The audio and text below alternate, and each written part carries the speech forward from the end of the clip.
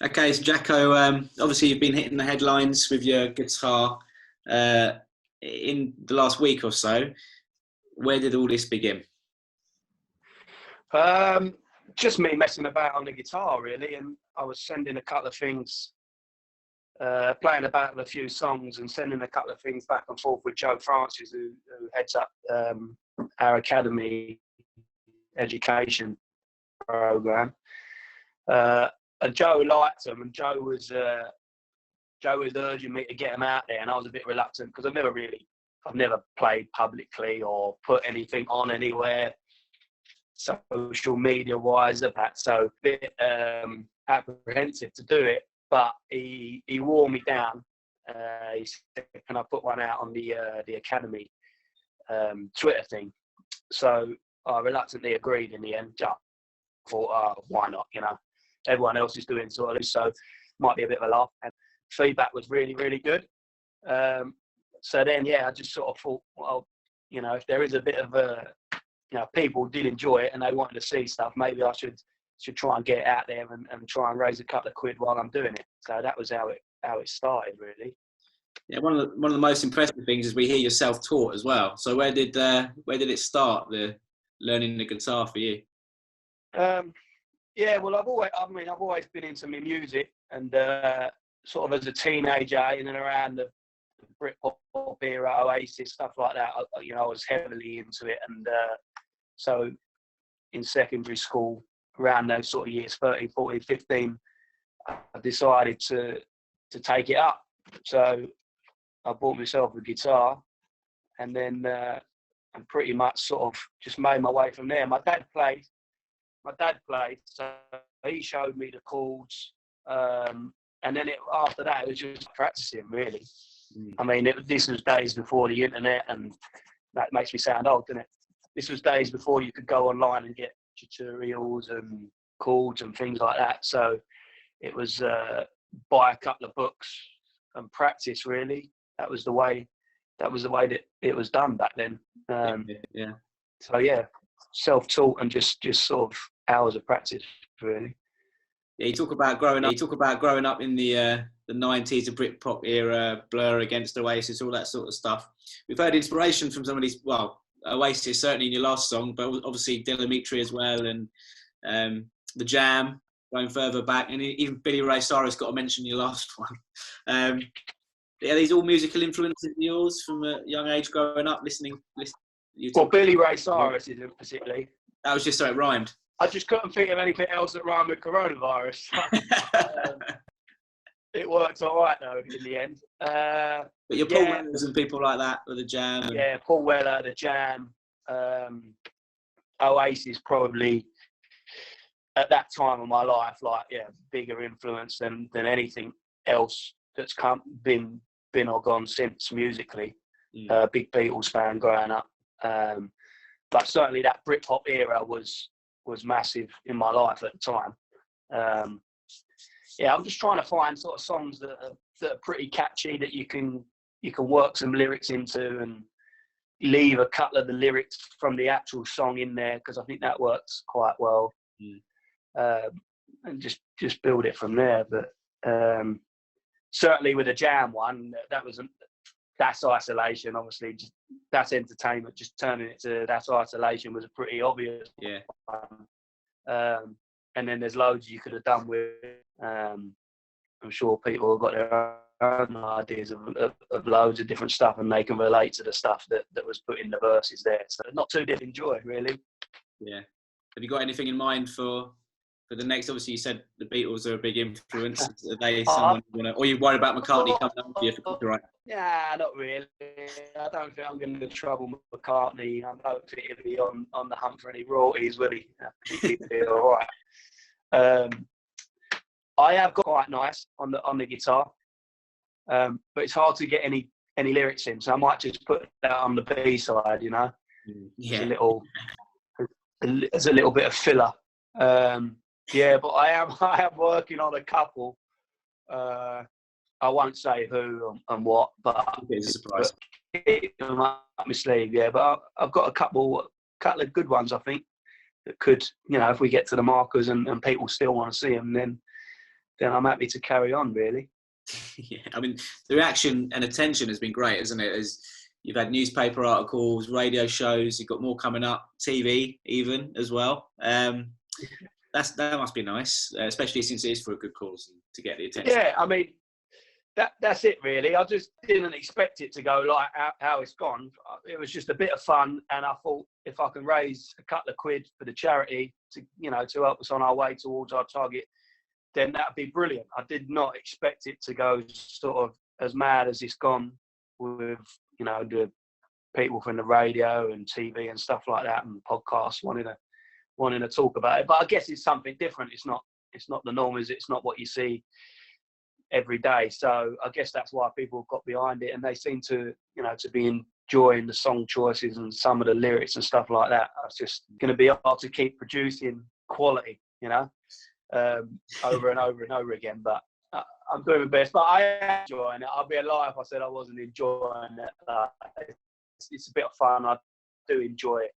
I enjoy playing, and I've been playing and singing, but normally in private. Yeah. But I mean, the fact that we're helping the charity out as much as we are is brilliant, and it's paramount to everything, really. Yeah. That difficult second album, isn't it? With the that you keep having to produce all this stuff, but you're managing it. The fans can take a huge amount of credit, the Charlton fans, because a large percentage of those donations would have come from them. Every time we set one of those targets, they were smashing through it straight away. So we've had to make it ever so slightly bigger, haven't we? But they're doing brilliantly to support it. Oh, it's been brilliant.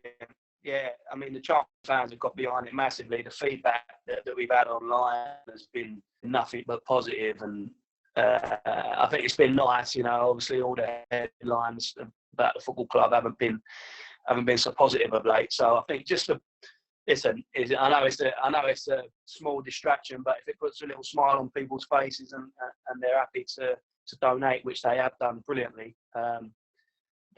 As always, the donation go through the roof, like you said. I expected it to take a few days to reach every target.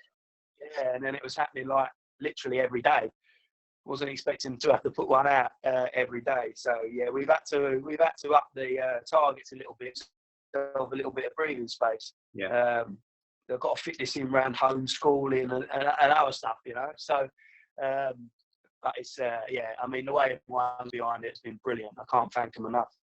You mentioned homeschooling there. I was going to say, from the content of the lyrics and the songs, it's clear that, like all of us, you're missing football, missing work. How are you finding it in lockdown at the minute?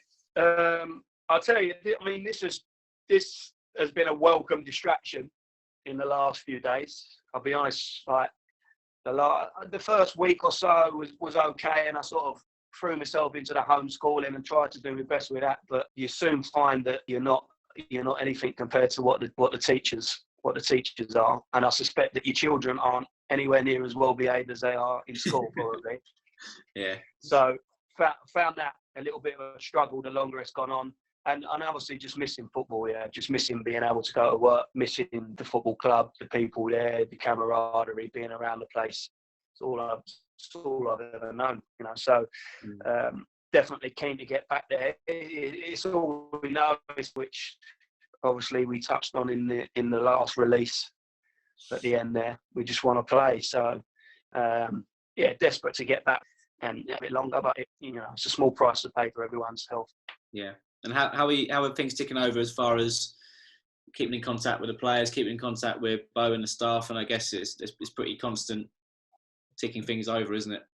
Yeah, I mean, we haven't. I think Bo touched on it in his interview. We haven't driven the players mad. We've given them the info that they've needed to have, and we touched base here and there with them. But I don't think they need to be hearing us and seeing us every day.